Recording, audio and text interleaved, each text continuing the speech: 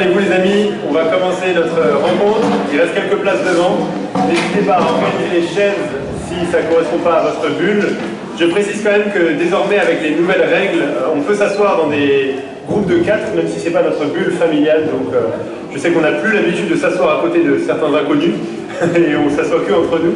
Mais on a le droit maintenant et on peut le faire, et donc n'ayez pas peur de le faire si jamais il y a une place qui est là. Bienvenue à tous, on est vraiment heureux de vous accueillir, on est heureux de se rassembler pour ce culte de l'église protestante évangélique de Bruxelles Woluwe. C'est une joie de se rassembler, non seulement une joie d'avoir un peu de soleil, d'arriver, de voir des enfants qui jouent au foot, des gens qui discutent, etc. Mais surtout une joie de pouvoir se rassembler en tant qu'église, parce que c'est ça qui est l'église. Un ami m'avait partagé cette illustration, c'est un peu comme le confinement et tout ce qui s'est passé, c'est un peu comme une équipe de foot qui ne pouvait plus jouer au foot. Ok, ils pouvaient faire des entraînements quand même, ils pouvaient se voir, il y avait quand même certains trucs, mais ils ne pouvaient plus faire de matchs de foot, plus faire de compétition.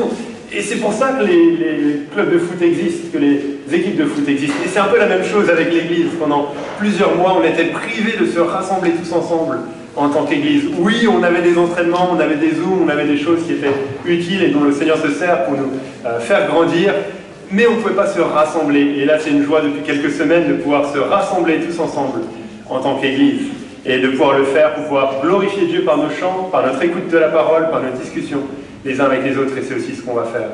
Bienvenue à vous, si vous nous rejoignez pour la toute première fois, je vois plusieurs visages qui sont nouveaux et on est heureux de vous accueillir. Bienvenue à vous qui découvrez l'église maintenant physique, l'église en présentiel, alors que vous avez visionné nos cultes pendant plusieurs mois sur YouTube. J'espère que vous voyez combien il y a une grande différence. Pas une différence entre ce qu'on enseigne, mais une différence de pouvoir vivre l'église locale et de pouvoir voir des gens en chair et en os et de pouvoir parler avec eux de la vie chrétienne et de la foi chrétienne. J'aimerais lire un texte de la Bible pour commencer cette rencontre dans Ésaïe au chapitre 40. Des versets qui ont été écrits des centaines d'années avant la venue de Jésus, mais des versets qui nous parlent de promesses merveilleuses qui sont accomplies en la personne de Jésus. Et c'est sur Jésus qu'on veut mettre l'accent en tant qu'Église, c'est lui qui est la personne la plus importante de notre foi. C'est grâce à lui qu'on est tous rassemblés ici ce matin. Et donc j'aimerais vous lire ces versets dans Ésaïe 40, les versets 1 jusqu'au verset 11, avant de chanter notre premier chant. Ésaïe 40 à partir du verset 1. Consolez, consolez mon peuple, dit votre Dieu. Parlez au cœur de Jérusalem. Criez-lui que sa période de combat est terminée, que sa faute est expiée, qu'elle a reçu de l'Éternel le salaire de tous ses péchés. Une voix crie dans le désert. Préparez le chemin de l'Éternel. Faites une route bien droite pour notre Dieu dans les endroits arides. Toute vallée sera comblée, toute montagne et toute colline abaissée. Ce qui est tortueux sera redressé, et les endroits rocailleux aplanis. Alors la gloire de l'Éternel sera révélée, et au même instant tout homme la verra. Oui, c'est l'Éternel qui l'affirme. Une voix a dit, « Proclame un message !» Et j'ai répondu, « Que dois-je proclamer ?» Toute créature est comme l'herbe, et toute sa beauté comme la fleur des champs. L'herbe sèche et la fleur tombe quand le vent de l'Éternel souffle dessus. Vraiment, le peuple est pareil à l'herbe. L'herbe sèche et la fleur tombe. Mais la parole de notre Dieu subsiste éternellement. Monte sur une haute montagne, Sion, pour annoncer la bonne nouvelle. Élève avec force ta voix, Jérusalem, pour proclamer la bonne nouvelle. Élève ta voix, n'aie pas peur. Dis aux villes de Juda, voici votre Dieu. Le Seigneur, l'Éternel, vient avec puissance, et son bras lui assure la souveraineté. Il a son salaire avec lui, et sa récompense est devant lui. Pareil à un berger, il s'occupera de son troupeau. Il prendra les agneaux dans ses bras et les portera contre sa poitrine, et conduira les brebis qui allaitent. Ces versets sont écrits des centaines d'années avant la venue de Jésus et parlent de promesses merveilleuses, promesses de pardon des péchés, promesses d'espoir, promesses de paix, promesses d'une bonne nouvelle, promesses d'un Dieu qui va venir, d'un Dieu qui va marcher sur terre. Et quand est-ce qu'on a vu ces promesses s'accomplir? Alors que Jésus lui-même a marché sur cette terre il y a 2000 ans. C'est en la personne de Jésus que nous avons le pardon des péchés, que nous avons la vie éternelle, que nous avons accès à cette bonne nouvelle. Et c'est pour ça que Jésus est si important pour nous en tant qu'Église. C'est pour ça qu'un des grands buts de nos rassemblements, c'est de pouvoir juste chanter à Jésus, chanter reconnaissance, notre amour pour lui, notre adoration, parce qu'il en est digne. Et c'est ce qu'on va faire avec un premier chant que vous avez sur vos livrets. Vous avez reçu un livret normalement. Si vous n'avez pas de livret, vous pouvez lever la main et quelqu'un viendra vous en apporter un. Quelqu'un qui est très réactif comme Kezia par exemple, merci beaucoup. Et donc si vous n'avez pas de feuillet, vous pouvez lever la main et c'est dessus qu'il y a les chants, qu'il y a le texte de la prédication. Et donc on est sur la première page du livret et on va chanter le cantique qui s'appelle « À toi l'honneur ».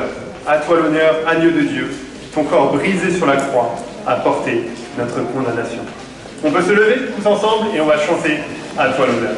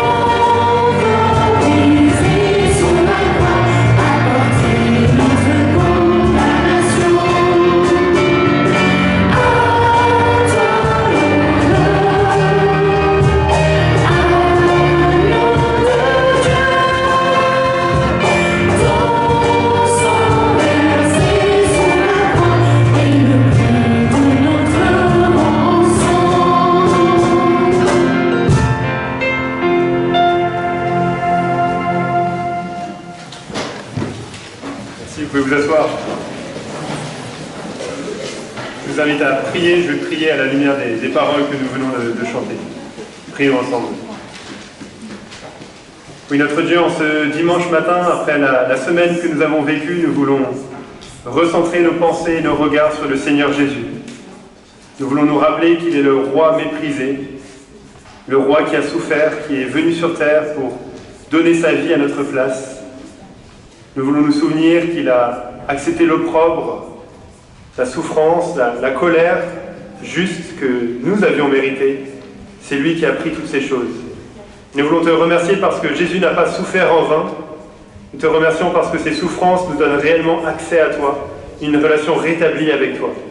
Nous te remercions également parce qu'il est le roi victorieux, le roi qui règne et qui reviendra pour nous chercher.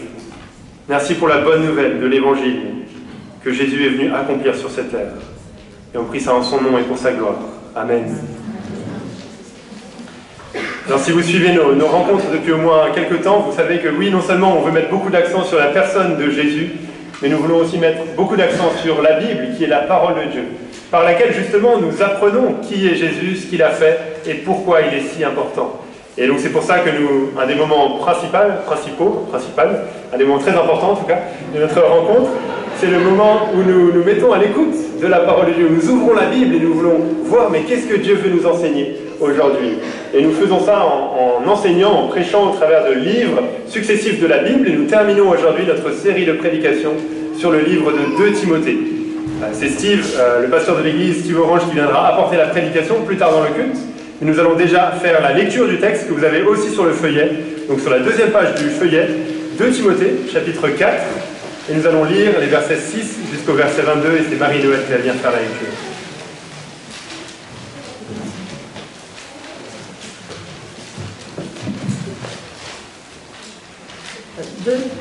2 Timothée 4, versets 6 à 22.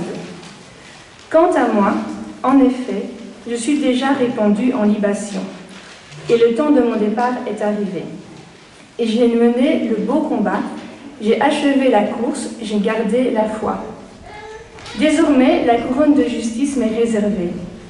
Le Seigneur, le juge juste, me la donnera en ce jour-là, et non pas seulement à moi, mais aussi à tous ceux qui auront aimé sa manifestation. Tâche de venir me rejoindre au plus tôt.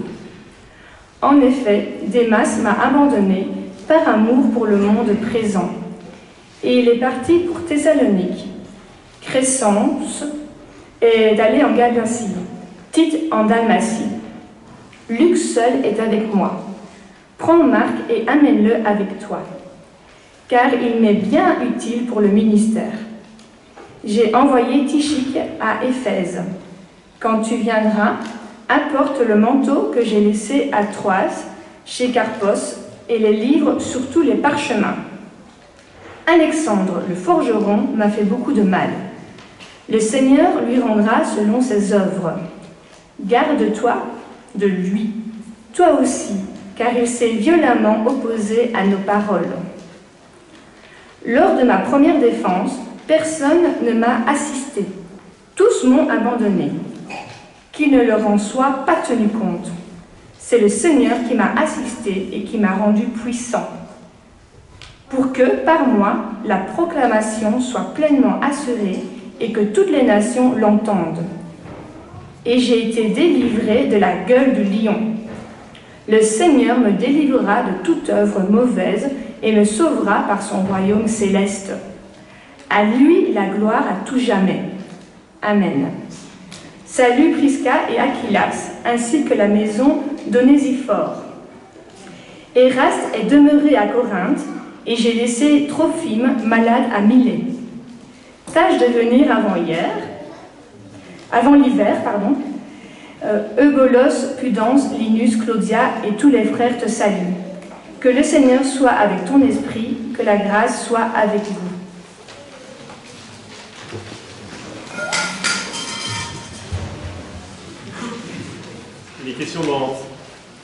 Il est question dans ces versets de royaume céleste, de couronne de justice. Steve y reviendra dans la prédication d'un jour particulier, ce jour-là.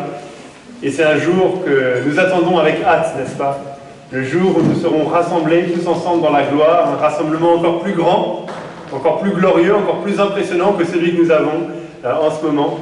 Le rassemblement céleste qui durera pour l'éternité. Nous allons chanter un chant qui nous aide à nous rappeler ces vérités et à hâter ce jour-là au trône du Très-Haut qui se trouve sur la première page de votre livret.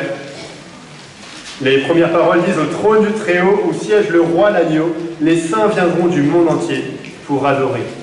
On a déjà dans notre église des gens qui viennent du monde entier, de vraiment beaucoup de pays, mais là ça sera encore plus grand, encore plus nombreux, encore plus glorieux, et on sera encore bien plus conscient de ces vérités qu'on va chanter maintenant.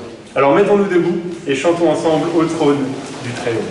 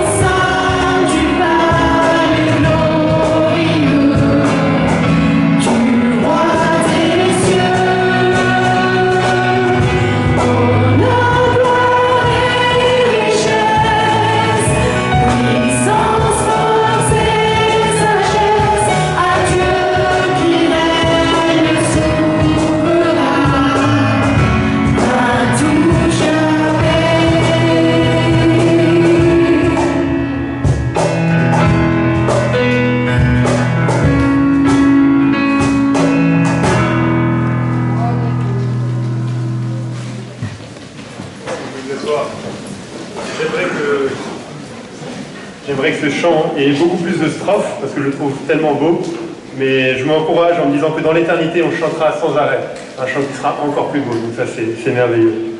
Quelques annonces de la vie de notre communauté. Alors, plusieurs annonces de différents types. D'abord, concernant l'été. Alors, bien sûr, on va continuer nos rencontres qui se passeront ici, dans l'école Don Bosco. On est vraiment reconnaissant d'avoir cet espace. Et même s'il venait à pleuvoir, on aurait juste à voilà, réduire un petit peu et mettre quelques personnes derrière. Donc, c'est super et on va continuer comme ça pour l'été. On est en réflexion par rapport à l'heure du culte. Pour l'instant, c'est 11h et on va garder 11h pour dimanche prochain. Mais on se demande si c'est pas un peu tard pour finir, etc. Et donc, il y a des possibilités que ça passe à 10h30 pour l'été, pour les semaines à venir. Si vous avez des avis tranchants par rapport à ça, dites-le nous et on pourra aussi enrichir la discussion avec cela. Mais on est aussi conscient que plus on vient tôt, plus il fait froid, surtout quand il ne fait pas super beau. Et donc il faut voilà, mettre un peu tout ça ensemble pour voir ce qui est le mieux. Concernant l'été, on n'aura pas d'activités particulières qui se passeront en semaine, à part la réunion de prière mensuelle. Et la réunion de prière de juillet aura lieu le 29 juin. Alors oui, c'est pas la réunion de prière de juillet du coup, mais elle aura lieu le 29 juin, le mardi soir, et on va probablement faire ça en présentiel à l'église, vu que maintenant c'est permis, avec 40 personnes maximum, mais il y a de la place pour venir, et donc ce serait une bonne occasion de pouvoir prier ensemble, avec éventuellement une possibilité aussi de suivre ça par Zoom. Donc il y aura la réunion de prière pendant l'été, mais il y aura aussi les groupes d'été, et comme notre habitude depuis quelques années, on va essayer de lire un livre tous ensemble durant l'été, de se voir dans des petits groupes pour en discuter avec ceux qui seront là. Et notre livre d'été, cette année les amis, en avant-première, La grâce au quotidien, de David Mathis. Vous avez peut-être déjà vu ce livre passer, il est sorti il y a quelques années, et c'est vraiment un très bon livre qui nous montre 3 habitudes, 3 manières de rester connecté à Dieu au quotidien. C'est la lecture de la Bible, la prière et la vie de l'Église, la vie de la communauté. Et c'est vraiment un livre qui nous montre comment ces choses ne sont pas des fardeaux qu'on ajoute à nos vies, mais comment ces choses sont des moyens de goûter la grâce de Dieu, de vivre la grâce de Dieu et de continuer à grandir. Et c'est un livre très pratique et ce serait vraiment excellent qu'on puisse le lire ensemble et en discuter en tant qu'Église. Alors on pensait avoir les exemplaires pour aujourd'hui, mais il y a eu un petit peu de retard dans la livraison. Mais dimanche prochain, ils seront là et on aura le livre à 10 € au lieu de 15,90 €. BLF nous fait une promo, donc merci beaucoup à l'éditeur qui nous permet ça. Et pour 10 €, vous pourrez acheter le livre, même si vous n'êtes pas là pour les groupes d'été. C'est un bon livre à prendre sur la plage ou là où vous allez à lire pour cet été qui pourra vous faire du bien. Et donc les groupes d'été auront lieu pendant l'été, le mardi soir, et encore à définir à quel endroit et dans quelles circonstances. Autre événement, une soirée pour les femmes qui a lieu vendredi prochain, le 25 juin, pardon. C'est à 20 h, je pense, sauf si on me contredit, si Don me contredit, mais je pense que c'est à 20 h. En tout cas, les informations sont dans le Mailchimp. Et le thème, c'est, je l'avais regardé avant de monter, j'ai oublié, j'ai fait le flyer, donc je devrais me rappeler de ça. Jésus, satisfaisant, quelque chose comme ça. Jésus, voilà, le vrai épanouissement, c'est ça. Désolé, ma mémoire. Voilà, ça c'est l'événement, et c'est pour les femmes, et c'est à ne pas manquer, c'est Fiona qui apportera le message, donc on peut aussi prier pour elle. Et c'est une super occasion d'inviter vos amis à participer à cet événement. Il y aura une déco de porcelaine qui sera organisée, donc une chouette activité. Ce sera à l'église, en présentiel, et du coup il faut s'inscrire avant mercredi soir à l'adresse info@protestant-bruxelles.be ou auprès de Dawn probablement. Donc n'hésitez pas à vous inscrire ou à inscrire vos amis que vous avez invités. Ce jeudi soir, on a notre dernier groupe du jeudi soir en semaine, toujours sur Zoom, avant justement de laisser place au programme d'été. Et exceptionnellement, il aura lieu à 20 h et pas à 20 h 15, parce qu'on va faire une soirée spéciale, une conclusion de tout 1 Corinthiens, de tout ce qu'on a vu. On aura du temps pour en discuter en petit groupe, ce qui nous a encouragés, ce qui nous a marqué. Donc venez à 20 h jeudi prochain sur Zoom, et il n'y aura pas de slot qui aura lieu avant. Je pense que c'est tout dans les annonces. Peut-être une dernière annonce, c'est le culte de dimanche prochain, qui sera un peu particulier. On va essayer de faire un culte de fin d'année académique, vu que c'est la fin de l'année, le dernier dimanche avant l'été, et de reconnaissance de différentes choses. Ce sera aussi le moment de dire au revoir à différentes personnes. On sait que déjà aujourd'hui, on a certaines personnes qui nous quittent, comme Michel et Ling, qui sont là pour la dernière fois. Donc, il y en a d'autres aussi qui vont nous quitter. Et c'est un peu le moment où on peut se souvenir de ça et remercier le Seigneur pour tout ce qu'ils ont fait, la joie qu'on a eue d'être avec eux. Mais ce sera aussi un culte où on veut, de manière particulière, mettre en avant le cœur de ce que l'on croit en tant que chrétien. Et donc on va expliquer dans des mots simples et accessibles le message de l'Évangile pour des chrétiens et pour ceux qui ne sont pas chrétiens. Et donc c'est une bonne occasion pour vous, si vous êtes dit, mais j'aurais aimé inviter ce voisin, j'aurais aimé inviter cet ami, ce collègue à l'église pour qu'il voit un peu ce que c'est. Mais bon, avec le confinement, c'était pas possible, avec les 15 personnes, c'était un peu galère. Maintenant, c'est l'occasion. Et donc dimanche prochain, c'est peut-être l'occasion d'inviter cette personne à venir voir ce que c'est un rassemblement chrétien, protestant, et d'entendre quel est le cœur du message chrétien. Donc ça, ce sera dimanche prochain à 11 h et ici même. Ça va être dans un instant le moment pour les enfants d'aller à l'école du dimanche pour avoir leur propre enseignement. Pas tout de suite, Théo Emmanuel est pressé, mais ça va venir. Avant cela, on va prier, et c'est Koun qui va venir prier pour les annonces, mais aussi pour l'enseignement des enfants et pour les moniteurs dans l'enseignement de la parole. Merci. Prions. Seigneur notre Dieu, nous te prions pour les enfants de notre Église, que pendant ce moment d'école, ils peuvent apprendre à leur tour qu'est-ce que la bonne nouvelle, et réaliser que c'est comme un trésor caché dans un champ, comme la plus belle perle à acheter. Veuille bénir aussi, Père, les enseignants que tu as suscités parmi nous, pour leur temps donné. Assiste-les dans leurs tâches afin qu'ils dirigent selon ton cœur. Nous te prions, Père, d'accorder aux enfants et aux enseignants de passer un moment bénéfique, joyeux ensemble dans l'école du Maître qui est Jésus-Christ, notre Seigneur. Amen.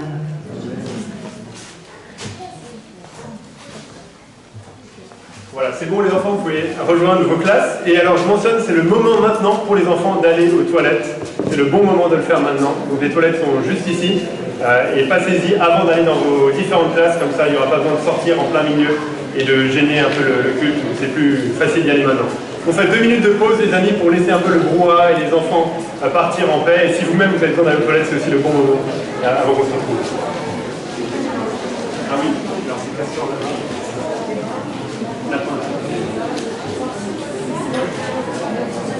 Donc les 3 à 6 ans c'est ici, les dauphins, les lapins pardon, les 3 à 6 ans c'est ici, les castors, les 6 à 9 ans c'est là-bas, là où il y a les poubelles jaunes, et les 9 à 12 ans c'est avec Muriel qui lève la main ici, voilà. Les castors c'est avec Myriam qui est ici, qui lève la main, les 6 à 9 ans, et les dauphins c'est ici avec Elena qui est là dans la robe jaune, les 3 à 6 ans et Maisie. Et si vous êtes perdu, vous pouvez demander à quelqu'un qui vous aidera.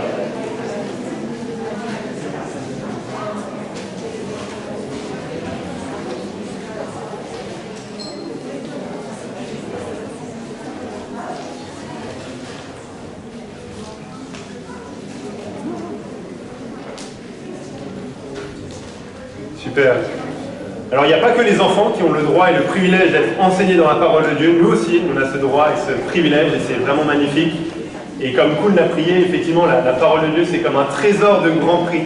Et donc on veut maintenant se mettre à l'écoute de ce trésor. On va chanter avant un dernier chant qui s'appelle « Dès l'aurore » qui est au dos de votre feuillet.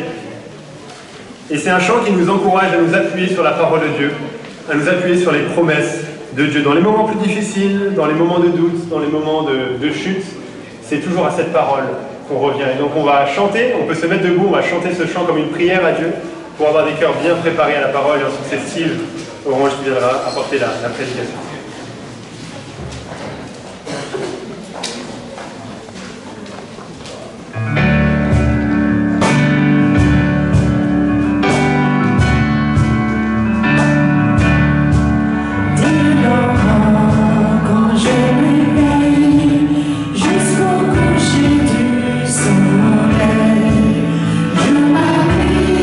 Sous ta parole et ses promesses.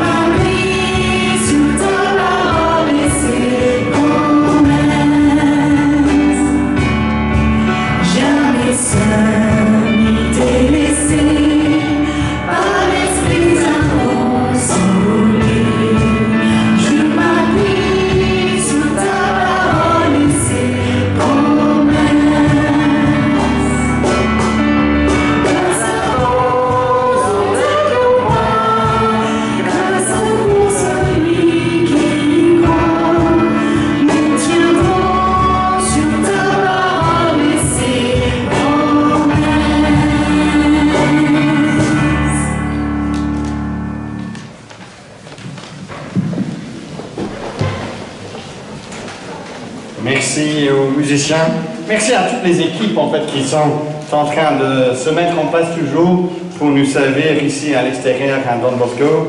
Adrien et tout ce qui est musique, Johan, tout ce qui est sonorisation, Janie, tout ce qui est garderie, toutes les différentes classes de l'école de dimanche, Justine et son équipe pour le nettoyage, Nicole et Samuel pour les équipes d'installation. Il y a plusieurs moyens, chers amis, d'être investis vous-même. Donc, si vous voulez faire partie de l'une de ces équipes pour nous aider pendant cette période d'été, où il y a pas mal de personnes qui partent et qui reviennent, c'est toujours parfois un peu difficile de savoir sur qui compter. Ben, merci de vous approcher de l'une ou l'autre de ces différentes personnes. Et avec joie, nous vous intégrerons dans l'une ou l'autre de ces équipes.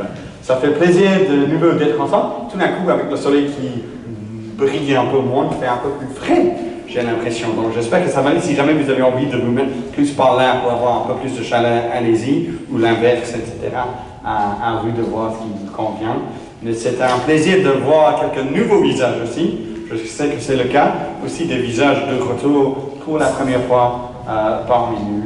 Que le Seigneur glorifie son nom à travers la proclamation de sa parole. Alors, je vais prier si vous voulez bien. Et puis après, vous pouvez retrouver le milieu de votre livret, là où il y a le texte d'aujourd'hui, et ensuite le plan de lecture, le plan pour la prédication que vous pouvez suivre vous-même. Donc je vous invite, chers amis, à prier, et ensuite on se plonge dans ce texte. Prions ensemble.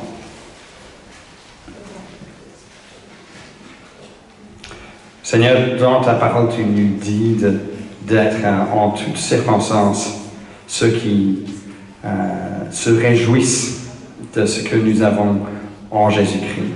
Telle est à notre égard la volonté de Dieu en Christ Jésus, nous dit ta parole. Que tu nous aides aujourd'hui, Seigneur, d'être sanctifiés, chacun d'entre nous tout entier, que notre être, notre esprit, notre âme, notre corps soient conservés sans reproche en vue du retour de notre Seigneur et Sauveur Jésus-Christ. Merci pour ces moments que nous pouvons passer ensemble. Merci pour la liberté dont nous jouissions encore aujourd'hui. Et donne-nous donc de profiter de ce temps. Et cela, Seigneur, nous te prions pour ta seule gloire. Amen. J'imagine que vous vous souvenez de ceci. Il y a 15 jours, un événement qui a choqué le monde du foot. Christian Eriksen, le Danois, qui s'est soudainement effondré, inconscient sur la pelouse à Copenhague, le 43e minute du match contre la Finlande. C'était difficile à voir cela si vous l'avez vu en live, en direct. Il avait un arrêt cardiaque avant, merci Seigneur, d'être sauvé par un massage cardiaque, puis le choc électrique d'un défibrillateur. Et cela, peut-être vous l'avez vu, a déclenché une vague de soutien envers cet homme, envers même l'équipe de Danemark. Au Danemark même, mais à l'étranger également. Cela faisait un peu beau à voir, je pense, pour pas mal d'entre nous. Mais en lisant les réactions de ses coéquipiers, j'étais moins frappé par ce que disait l'attaquant danois, qui s'appelle Pierre-Emil Højbjerg. Si vous êtes danois, je m'excuse pour la prononciation de son nom de famille. Il joue, je pense encore, il jouait au Tottenham à un moment donné, celui-là.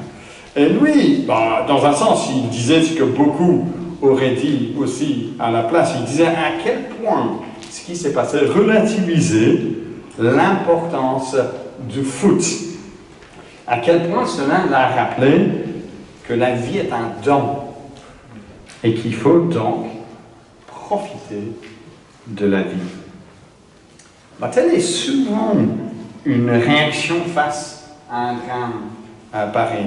La vie est courte, donc conclusion, que faut-il faire? Il faut en profiter au maximum. Mais si vous croyez ça, dans ce cas, j'aimerais vous demander ce que vous faites ici ce matin. Peut-être même vous vous posez la question, qu'est-ce que je fais ici ce matin. Je peux profiter plus de la vie ailleurs. C'est l'été, les terrasses sont ouvertes, n'est-ce pas? Enfin, pourquoi gaspiller le milieu de notre week-end avec 2 heures, 2h30, ça dépend du prédicateur, le dimanche matin dans une église? Bon, on va essayer de répondre à cette question, car ici, nous arrivons, comme Ben nous a dit, à la fin de cette épître de 2 Timothée, cette lettre écrite par l'apôtre Paul pour encourager son ami, son stagiaire en quelque sorte, Timothée. Nous arrivons du coup non seulement à la fin de l'épître, mais nous arrivons également à la fin de sa vie, la vie de Timothée. C'est pour ça que la première partie du titre pour ce message, c'est Paul en fin de course. Vous voyez le plan de ce que nous allons voir sur votre livret. Paul, pour rappel, il est emprisonné à Rome. Verset 6, que dit-il? Le temps de mon départ est arrivé. Sa mort, il le sait, est imminente. Il n'a plus d'espoir de retrouver la liberté. Il sait que ce sera plus le cas. Alors, quel regard porte-t-il sur sa vie à ce stade de sa vie, juste avant la fin? Aurait-il été satisfait d'avoir pu profiter suffisamment de sa vie? S'il vivait à l'époque d'Instagram, aurait-il pu poster suffisamment de photos de ses voyages dans l'Empire romain? Sans blague, Paul était l'une des personnes qui a voyagé le plus dans le monde de l'Antiquité. Il avait parcouru l'Empire romain à plusieurs reprises. A-t-il pu contempler avec fierté toutes les coupes accumulées derrière la vitrine du meuble dans son salon? L'euro de l'an 48 après Jésus-Christ, la coupe du monde en l'an 50 après Jésus-Christ. Est-ce qu'il disait c'est là ma fierté? Non, sa fierté n'est pas là. Sa fierté, elle est où? Que dit-il dans le début de notre texte, verset 7? J'ai mené le beau combat. J'ai achevé la course. C'est très connu, en fait, cette phrase pour des chrétiens. Souvent citée un peu hors contexte, d'ailleurs, lors des funérailles de l'une ou l'autre personne. Les 2 métaphores, ici le combat et ensuite la course, parlent non seulement donc de la foi chrétienne, je termine ma vie, mais encore plus du ministère chrétien. Qu'est-ce que je fais pour le Seigneur lors du déroulement de ma vie? Le verset précédent, peut-être vous ne l'avez pas sous les yeux parce que vous n'avez que ce que nous avons ici dans le livret, mais Paul vient de dire à Timothée, son ami, son stagiaire, mais ensuite un frère proche, un collaborateur de longue date. Il vient de lui dire, verset 5, que Timothée, lui, doit remplir son ministère, assurer pleinement son ministère. Donc son combat ou sa course, c'est de terminer la tâche qui lui a été confiée. Quelle tâche donc? Quelle tâche? De garder la foi, c'est ça ce qu'il lui dit. Au chapitre 1 de cet épître, au début, verset 11, Paul dit qu'il a été appelé par Dieu en tant qu'héros, apôtre, maître. Mais de quoi? De l'évangile, de la bonne nouvelle de Jésus-Christ. Et cette tâche lui a été confiée de garder cet évangile, de ne pas dévier dans son enseignement par rapport à cet évangile, de tenir ferme dans la propagation de cette bonne nouvelle, de la foi chrétienne, coûte que coûte. Donc pas juste de façon privée. Il vient le dimanche matin, et puis il met ça dans une boîte, il rentre chez lui, et il oublie ça pour une semaine, et il revient une fois de nouveau la semaine suivante. Non. c'est pas que sa foi était très importante à lui d'un point de vue juste personnel, mais il vivait, lui, pour proclamer, défendre, transmettre cette foi chrétienne. Et cela était coûteux pour l'apôtre Paul. On le sait, il termine là, maintenant, dans 2 Timothée, sa vie dans la honte d'une prison romaine. Ainsi, il peut dire, verset 6, vous voyez cela, que sa vie est comme l'un des sacrifices de l'Ancien Testament. On appelle ça une libation, une offrande d'une boisson qui a été versée sur le sacrifice. Son ministère, il dit, c'est au coût donc de sa propre vie à lui, versée, donnée pour que d'autres puissent à leur tour comprendre, croire, transmettre cette bonne nouvelle, cette foi en Jésus-Christ. Si Paul parle dans ces versets 6, 7, 8 de lui-même, ce n'est pas parce qu'il fait son propre éloge, les amis. Non, il parle ainsi car il cherche encore à transmettre cette façon de concevoir le ministère à Timothée. Parce que Paul le sait, il est bientôt parti, lui. Et c'est la génération suivante qui compte pour lui maintenant lorsqu'il écrit. Que va-t-elle faire suite à son départ? Et est-ce que cette génération-là communiquera une telle vision du ministère à la génération suivante? Et est-ce que celle-là le fera aussi pour la génération qui suit, et ainsi de suite, encore et encore, jusqu'à ce qu'on arrive aujourd'hui à nous, en tant qu'Église, à Worley. C'est pourquoi le titre de ce message, que vous voyez dans le livret, comprend non seulement Paul en fin de course, mais nous. Que voulons-nous qu'on dise de nous lors de nos propres funérailles à nous? Voici donc quelqu'un qui a pleinement profité de la vie. Alors, ce n'est pas que la vie et ses plaisirs sont mauvais à tous égards. Non, il y a de bonnes choses dans cette vie-ci. Mais c'est que la vie et ses plaisirs sont trop limités dans le temps pour l'apôtre Paul. La vie est courte, et donc profiter de la vie, non, la vie est courte, et donc consacrez votre vie pour la bonne cause. Consacrez votre vie pour la bonne cause. Achevons donc la course, gardons la foi au service de notre grand Dieu pour la bonne cause de la bonne nouvelle de Jésus-Christ. La bonne nouvelle de la grâce de Dieu envers nous en Jésus-Christ.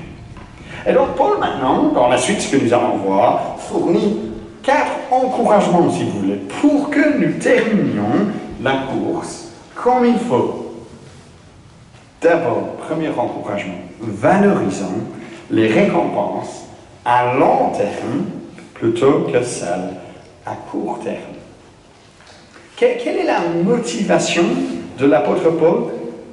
Qu'il est sur le point, dit-il, de recevoir la couronne de justice qui lui est réservée. Verset 8, le Seigneur, le juge juste, me la donnera en ce jour-là. Une couronne, j'aime ce verset parce que couronne en grec c'est Stéphanos, et mon prénom, si vous ne le savez pas, c'est Stephen, donc ça vient de là. Mais ça n'a rien à voir avec ce message, mais bon, j'ai voulu le dire quand même. Une couronne de justice, couronne comme récompense pour une course achevée de la part de l'apôtre lui-même. D'habitude, la couronne est donnée, n'est-ce pas, au vainqueur de la course. Et là, il s'agissait d'une seule personne.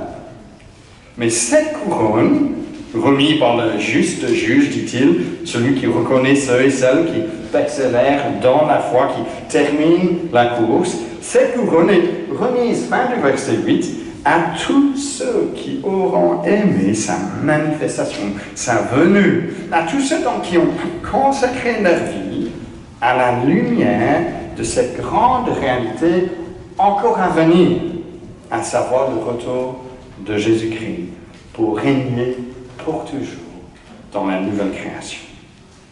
Jésus lui-même, souvenons-nous, disait que Dieu dira à chacun qui aurait fait cela, bon et fidèle serviteur, entre dans la joie de ton maître.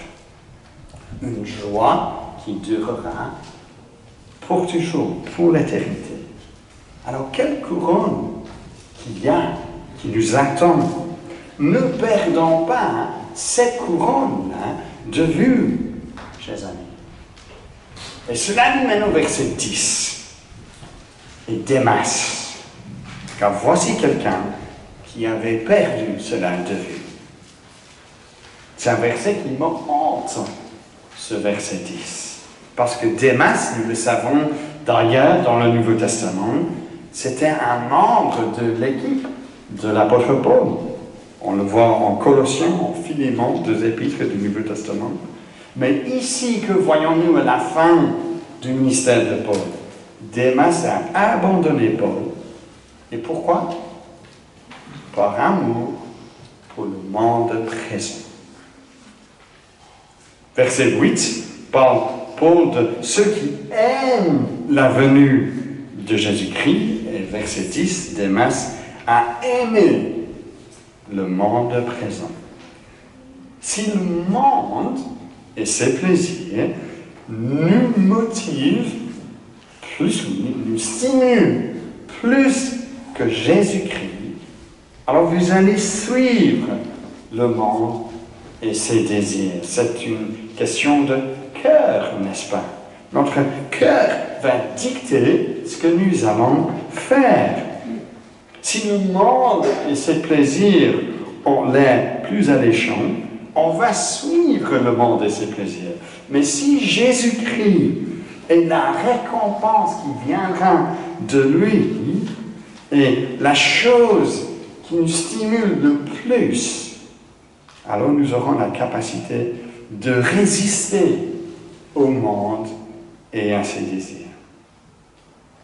C'est bien ce que tu aimes qui va dicter comment tu vas vivre. J'espère que vous savez cela, les amis. C'est important pour nous tous, cela, mais c'est surtout, je dirais, important pour nos jeunes à comprendre cela. Nous avons souvent l'impression que la foi chrétienne nous empêche de suivre notre cœur, de faire ce qu'on veut faire. Notre société crie autour de nous, dans tout ce que nous écoutons, nous lisons, nous voyons sur nos écrans. Faites ce qui vous semble bon. Suivez votre cœur. Ça ira. C'est là la voie d'épanouissement. Et la réponse chrétienne est comment? Ce n'est pas qu'il ne faut pas suivre votre cœur, mais il faut orienter votre cœur autour de ce qui a la plus grande valeur. Être captivé par la bonté et la grâce de Dieu, c'est de connaître une richesse, une espérance, une joie qui est bien supérieure à tout plaisir de cette vie. Est-ce que vous savez cela, chers amis? Il faut bien réfléchir à cela, contempler cela, comprendre cela. Mettons pour un instant, si vous voulez bien, le choix de Démas, comme on appelle Démas, dans une balance à l'ancienne, avec le choix de l'apôtre Paul. Alors, d'un point de vue de cette vie, Démas gagne plus de points, n'est-ce pas, les plaisirs de cette vie-ci. Mais d'un point de vue de l'éternité, c'est Démas le perdant. C'est clair ça, n'est-ce pas? C'est terriblement clair. Parce qu'ici, nous avons affaire à l'éternité, tandis qu'ici, nous avons affaire rien qu'à cette vie-ci. Et pourtant, voici pourquoi c'est important.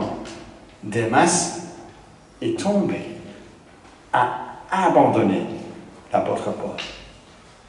Pas forcément cela pour dire qu'il ne réclamait plus du tout la foi chrétienne, mais la honte d'être associé à Paul est devenue trop contraignante pour lui. Démas, dit Paul, n'a abandonné, vous entendez cela? Il cherchait forcément une vision de la foi chrétienne plus privée, qui prônait pas les récompenses à venir, mais plutôt les récompenses de cette vie-ci. S'agit-il du renom qu'il pouvait avoir dans cette vie pour différents exploits?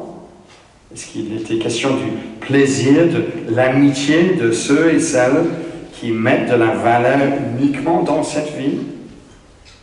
Est-ce qu'il était question du plaisir d'une vie sans devoir être l'intrus lorsque le cercle dans lequel on se trouve tombe dans l'excès ou l'égoïsme ou l'injustice?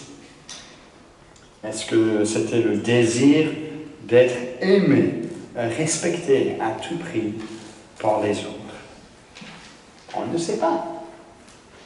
Mais tout cela a du sens dans l'immédiat, si ce n'est que cette vie qui compte. Mais à la lumière de l'éternité, quel terrible choix de la part, n'est-ce pas, de Démas. Il pensait faire le bon choix, mais il s'est trompé. Aujourd'hui, 2000 ans plus tard, on parle encore de lui lorsque nous lisons 2 Timothée chapitre 4. Pourquoi nous parlons encore de cet homme? Parce qu'il a fait un mauvais choix. Un mauvais choix.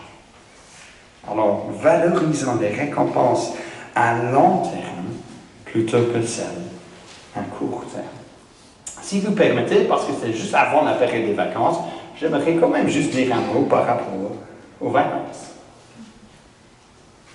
Le monde et le chrétien partent en vacances pour des raisons différentes. Vous savez cela, n'est-ce pas? Le monde, évidemment, c'est une généralisation, les amis. Le monde travaille afin de pouvoir partir en vacances. De belles vacances, bien méritées, pour être capable, lorsque nous sommes en vacances ou même en retraite plus tard, vivre, bénéficier des plaisirs de cette vie. Mais le chrétien part en vacances afin d'avoir le repos nécessaire. C'est une bonne chose, le repos nécessaire pour pouvoir bien travailler. Travailler dans le sens plus large, ultimement pour le Seigneur. On ne vit pas pour nos vacances. J'espère que vous savez cela. On ne part pas en disant enfin l'épanouissement. On vit pour le service de notre Dieu, pour la transmission de la bonne nouvelle de Jésus-Christ dans notre génération. De temps à autre, sur ce parcours, c'est bien de nous arrêter, bien sûr, à une station de service pour refaire le plein, avoir du repos. Mais ce n'est pas cela notre objectif. Notre objectif, c'est encore plus loin à venir. Est-ce que vous voyez la différence? Alors, aller en vacances, les amis, c'est très bien, si vous le pouvez, si vous avez des congés à la maison, c'est aussi important pour du repos. Mais on ne vit pas pour de telles choses. Alors, deuxième élément, on va aller un peu plus vite, je pense, sinon Benjamin va venir me remplacer. Œuvrons pour le Seigneur jusqu'au bout. Œuvrons pour le Seigneur jusqu'au bout. Si ce premier encouragement s'adressait dans un sens plutôt à nos jeunes, ce deuxième encouragement s'adresse plutôt à nos aînés dans la foi, nos seniors. Car le souci de l'apôtre Paul, jusqu'au bout dans sa vie, vous voyez ici, reste au-dessous de toute autre chose, le ministère de la bonne nouvelle de Jésus-Christ. Au verset 9, il demande à Timothée de le rejoindre au plus vite. Pourquoi? en partie parce qu'il aime Timothée, il se réjouirait de le revoir, il serait encouragé par Timothée. Après tout, d'autres proches sont également ailleurs pour le moment, nous dit ce texte. Il y a Crescens en Galatie, il y a Tite en Dalmatie. Seul Luc est avec moi, dit-il. Mais qui devait-il prendre Timothée avec lui en venant vers Rome? Il doit amener Marc, utile, selon le verset 11, pour le ministère, dit l'apôtre Paul. Et que doit-il amener avec lui? Est-ce qu'il doit amener sa télé, son Kindle, son PlayStation? Apporte, verset 13, le manteau. Il va faire froid parfois en prison. Et les livres, surtout les parchemins. Alors, nous ne sommes pas certains du contenu de ces livres, de ces parchemins. Mais il y a de fortes chances que ce soit des outils pour son travail, d'encouragement auprès des autres, des écritures elles-mêmes, ces lettres, des commentaires. Paul se sert de son emprisonnement pour faire quoi? Pour se consacrer encore à la tâche de garder la foi, de transmettre la foi. Alors réfléchissons à un moment donné par rapport au personnel qui se trouvait en fin de vie pour Paul dans son équipe. Qui est-ce qu'il y a à Rome alors avec lui une fois que Timothée arrive avec Marc? Il y a Luc. Luc c'est qui? C'est l'un des auteurs des quatre évangiles de Jésus-Christ. Il y a Marc, un autre auteur de l'un des 4 évangiles. Et il y a Timothée, l'envoyé apostolique le plus proche de l'apôtre Paul. Alors vous imaginez une telle équipe, une telle stratégie que Paul les encourageait pour les générations à venir. Nous sommes encore aujourd'hui bénéficiaires de cette équipe rassemblée par l'apôtre Paul. N'y avait-il jamais un moment de détente pour cette équipe-là, de repos, d'humour? Bien sûr, la Bible reconnaît nos besoins pour de telles choses. Mais ce n'est pas là l'orientation de toute une vie. Jusqu'au bout, il se met pour servir la bonne nouvelle de Jésus-Christ. Alors de même, dans notre Église, pour nos frères et sœurs, plus expérimentés, plus avancés en âge, la perte de force physique ne doit pas signifier un regard réduit pour le ministère de Jésus-Christ, pour son Église. Non, que ce soit la prière, que ce soit l'hospitalité, que ce soit un mot d'encouragement, que ce soit le simple fait d'assister encore à une réunion par Zoom ou en présentiel. Il y a des moyens importants pour continuer à exercer le ministère jusqu'au bout. La fin de parcours envisagée ici par l'apôtre, ce n'est pas une retraite par rapport à la foi. Ce n'est pas de passer d'une croisière à une autre sur la mer Méditerranée en se disant qu'il était temps de laisser la place aux jeunes. Non. C'est le temps de se donner toujours jusqu'au bout pour la bonne cause. Bien sûr, nous prenons en compte nos limites, la perte de nos forces physiques. Nous nous adaptons notre façon de servir pour que les plus jeunes prennent de la place, mais nous restions persuadés de l'importance du ministère de Jésus-Christ jusqu'au bout.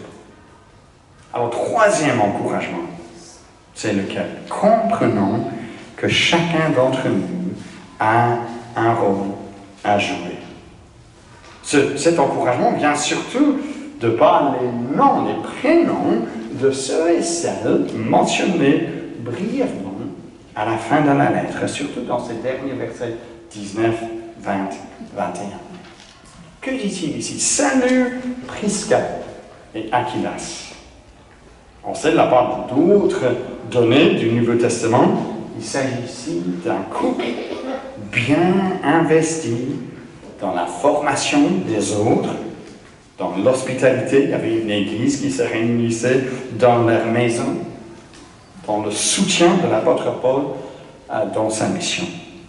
Ni l'un ni l'autre pasteur à temps plein, ils étaient des entrepreneurs de l'époque avec des moyens importants qu'ils mettaient au service du progrès de la bonne nouvelle.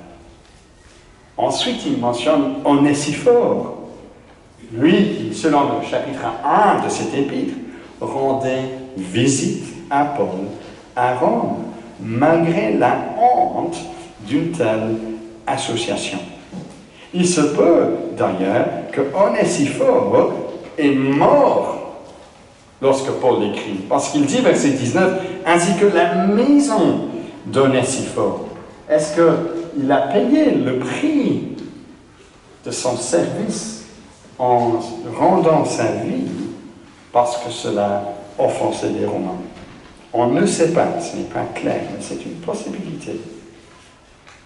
Mais ainsi, Onésiphore, en rendant visite à Paul à Rome, il brise une règle tacite qui est encore là à notre époque, que lorsqu'il s'agit d'un potentiel conflit entre ma culture et ma foi, entre ma famille et ma foi, entre mes amis et ma foi, entre mes collègues et ma foi, entre mon clan, ma tribu et ma foi. Alors je respecte selon cette règle tacite le clan, la famille, la culture, les amis et la foi passant deuxième. Onésiphore n'était pas d'accord avec cela. Il brisait cette règle tacite pour qu'il s'associe à l'apôtre Paul, quoi que cela coûte. Je suis en train de lire un livre sur le système de dopage dans le sport russe dans les années 2000, après 2010 jusqu'à 2015, à quel point ce programme de dopage encouragé et facilité sur tous les niveaux par toutes les autorités régionales et fédérales, détruisait donc la compétitivité dans le sport, faisait que la Russie est encore, je ne sais plus si c'est encore le cas, banni par rapport aux JO pour certains compétiteurs. Et il y avait un couple courageux qui commençait à contacter des personnes en dehors de leur pays pour les alerter de ce qui se passe. Et quelle est la réaction immédiate de la part de leurs amis russes? Qu'ils ne soient pas de bons Russes, d'être déloyaux envers leur pays. Onésiphore brise cela, il s'en fiche ultimement de ce que son clan, de ce que ses amis, de ce que sa famille dit. Il reconnaît un lien au-delà de tous ces autres liens. Un lien qui s'est créé par la joie de connaître la grâce de Dieu, qui ne fait pas de discrimination selon notre culture, notre langue, notre éducation, notre classe sociale, la couleur de notre peau. Onésiphore est mentionné à la fin de l'épître de 2 Timothée. Ensuite, verset 20, Eraste et Trophime, et au verset 21, Eubolos, Pudens, Linus, Claudia. Ces autres-là, au verset 21, on ne les connaît pas. Mais ce sont des associés de l'apôtre Paul, engagés, on suppose, dans l'église à Rome, parce que c'est à Rome où Paul se trouve. Paul donc les connaissait, car Paul était un homme qui aimait travailler en équipe. Non, plus que cela, il voyait l'importance de travailler en équipe. Pour que, souvenons-nous de 2 Timothée chapitre 2, verset 2, qui dit ceci, ce que tu as entendu de moi, en présence de beaucoup de témoins, confie-le à des gens dignes de confiance qui seront capables à leur tour de l'enseigner à d'autres. Paul croyait cela, pratiquait cela lui-même. Et il travaillait donc en équipe, une équipe variée, une équipe diverse, hommes, femmes, éduqués. On pense à Luc qui a écrit l'Évangile, un homme éduqué, mais homme moins éduqué, Hommes et femmes avec des moyens importants, Prisca, Achillas. Hommes et femmes avec des moyens modestes. Ceux et celles d'un arrière-plan différent, juifs ou païens. Qu'avaient-ils en commun? Ils se soucient avec Paul pour la transmission de la bonne nouvelle de Jésus-Christ. Et c'est bien cela qu'il faut viser encore, à notre époque, dans notre Église. Bien sûr, il y a certaines personnes qui, dans la grâce de Dieu, ont un rôle fondateur, comme l'apôtre Paul lui-même, apôtre. Nous ne sommes pas des apôtres. On s'attend à ce que les apôtres aient leur prénom dans la Bible. Mais j'imagine que Eubulus, Pudens, Linus et Claudia ne s'attendaient pas du tout à ce qu'on allait parler de leur prénom plus de 2000 ans plus tard. Pour un livre qu'ils ont écrit, qui est devenu un classique pour un exploit sportif remarquable qu'ils allaient faire plus tard, pour même une œuvre d'évangélisation qui a transformé toute une culture. Non, pour la simple raison qu'ils étaient investis dans leur église locale. C'est dingue cela, qui sont devenus aussi connus dans le monde entier par des milliers et des milliers et des milliers de chrétiens à travers 20 siècles, parce qu'il s'agissait de 4 personnes impliquées dans leur église locale. Ces 4 personnes restent plus connues, figurez-vous, que toute autre personnalité de l'époque, par cette simple raison qu'ils avaient une activité au sein de leur église. À l'exception, je dirais, de l'empereur romain, Néron, et même lui, il est connu aujourd'hui, surtout parce qu'il avait persécuté les chrétiens. Vous voyez l'ironie de la main de Dieu derrière tout cela? Qui aurait imaginé cela à l'époque? Eubulus, Pudens, Linus, Claudia. D'ici 2000 ans, les amis, vous serez plus connus que les chefs politiques parmi lesquels vous habitez. De quoi est-ce que vous racontez? Parce que Dieu sait ce qu'il fait. Donc, minimisons pas le rôle que nous avons, les simples chrétiens, à jouer pour la transmission de la bonne nouvelle de Jésus-Christ à notre époque. Non pas comme un grand héros, mais en tant que serviteur fidèle. Vous savez, cette Église a besoin de telles personnes. Nombreux sont ceux dans notre Église qui découvrent l'Église. Peut-être cela c'est vous pour le moment. Qui découvrent même la foi chrétienne telle que la Bible la décrit.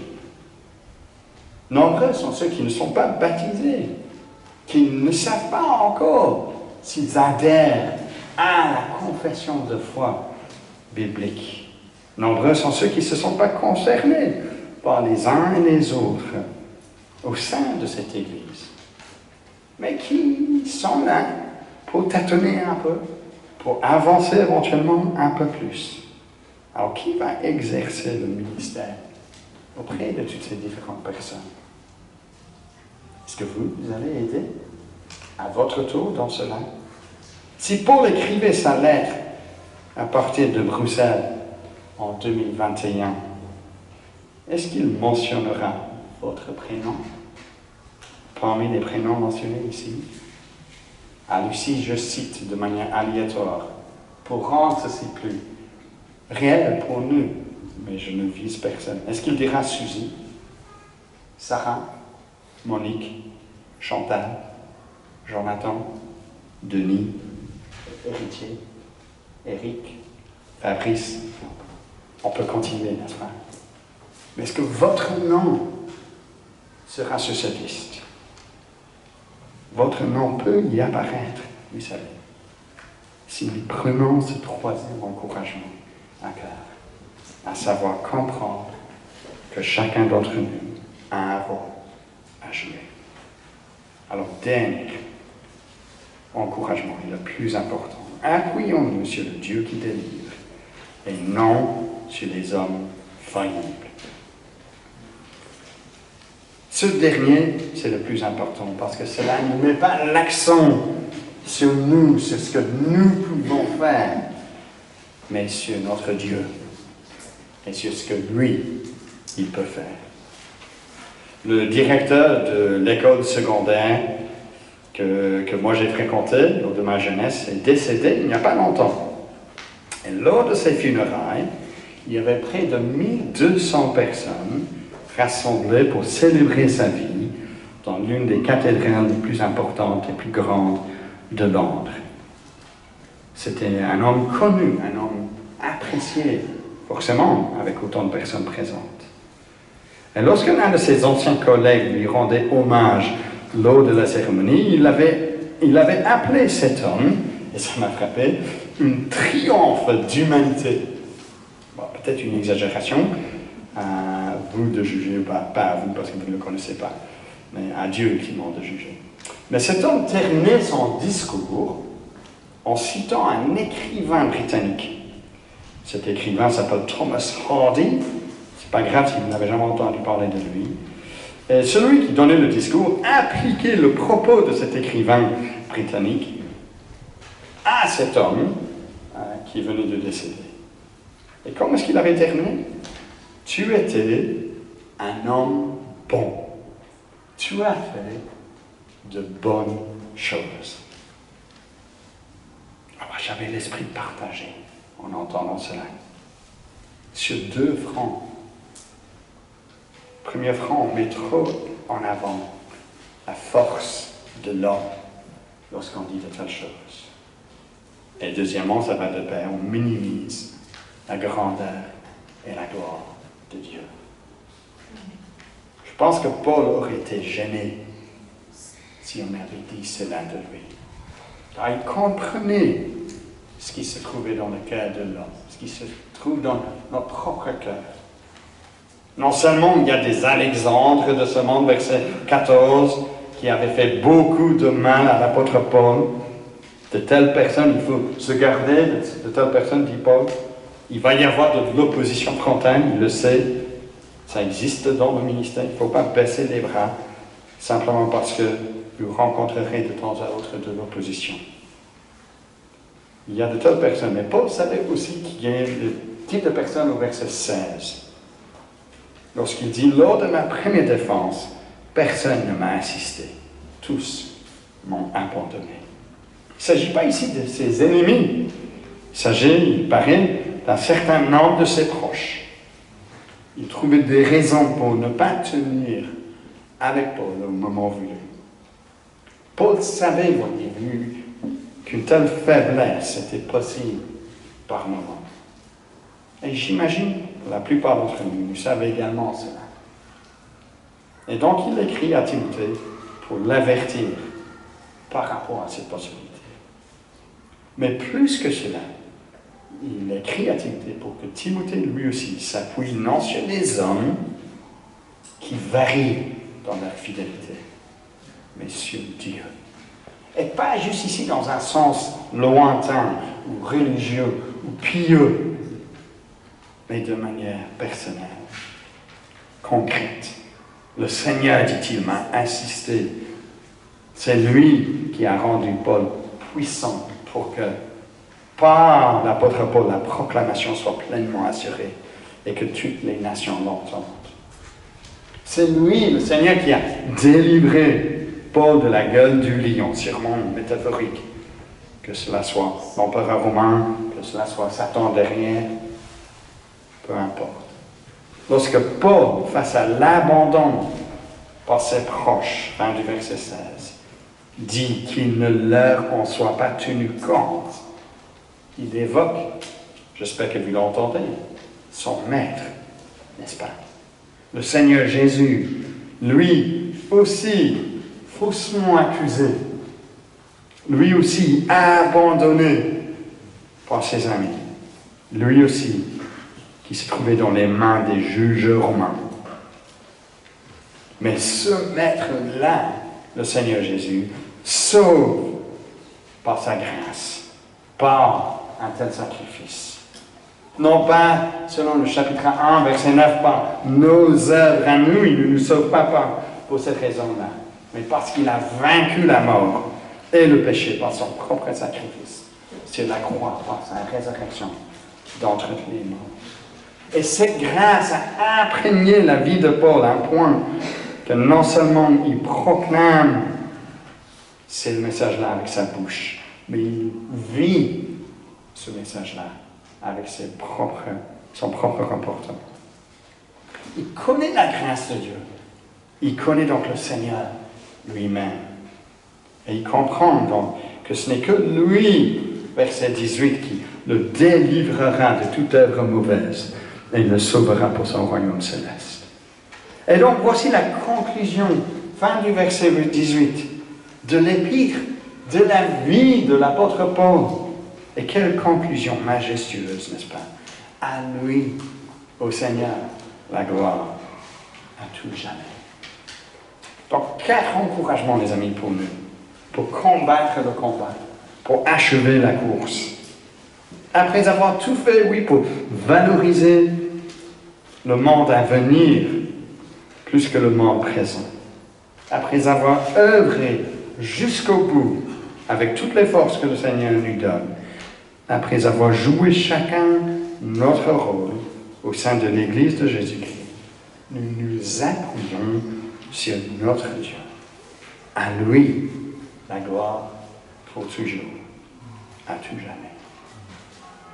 On va prier, on va chanter dans un instant, les amis, que Jésus donne grâce et gloire pour le suivre pas à pas, avec lui, joie et victoire, paix et bonheur, ici-bas. Prions, et puis je pense que nous allons chanter.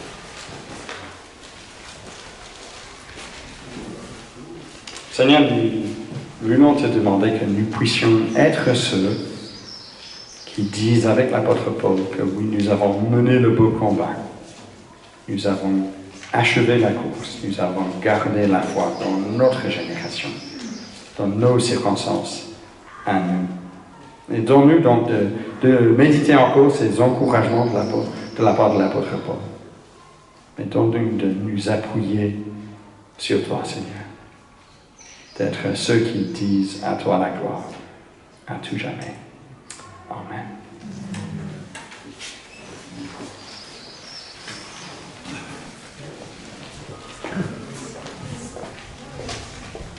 Merci Steve.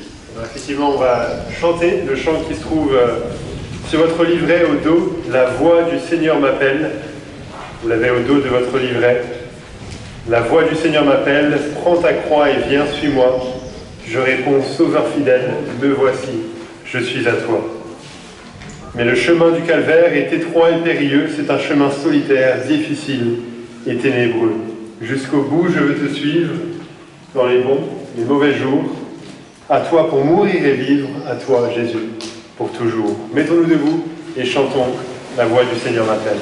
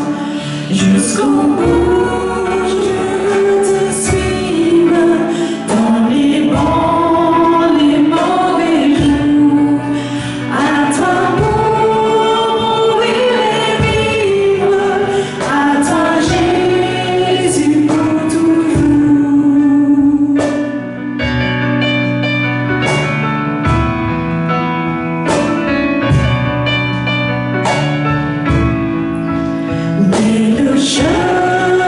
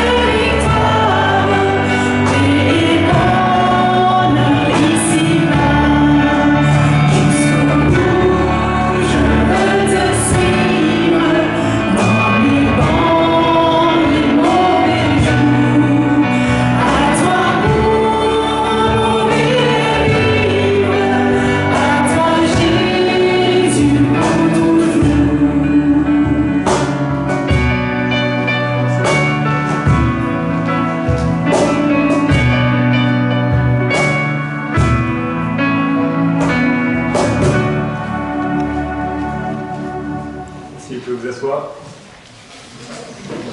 Alors on l'avait mentionné la semaine passée, mais on a ce dimanche un mot d'accueil pour ceux qui sont nouveaux dans notre église. Ça va pas être très long, juste 5-10 minutes, juste pour vous dire bienvenue et vous expliquer un peu plus sur nous, sur ce qu'on croit, sur la vision de notre église. Donc on va faire ça dans 15 minutes après la fin du culte et je pense qu'on sera au fond à gauche, là, enfin pour vous c'est derrière à droite.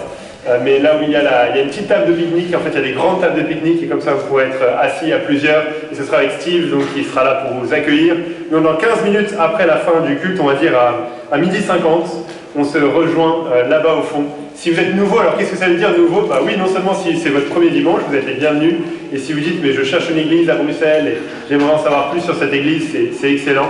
Mais aussi si vous êtes arrivé, je dirais depuis la période du confinement, que vous avez juste connu l'église virtuelle et que vous n'avez jamais eu vraiment un moment pour apprendre plus sur notre église, notre fonctionnement et sur ce que l'on vise, ce serait aussi une bonne occasion pour vous d'y être. Donc n'ayez pas peur de venir dans 15 minutes à 12h50 auprès de la table. Juste quelques annonces pratiques par rapport au rangement et je vais laisser Samuel Carré venir faire une petite annonce pour nous expliquer comment on peut aider et être actif dans le rangement.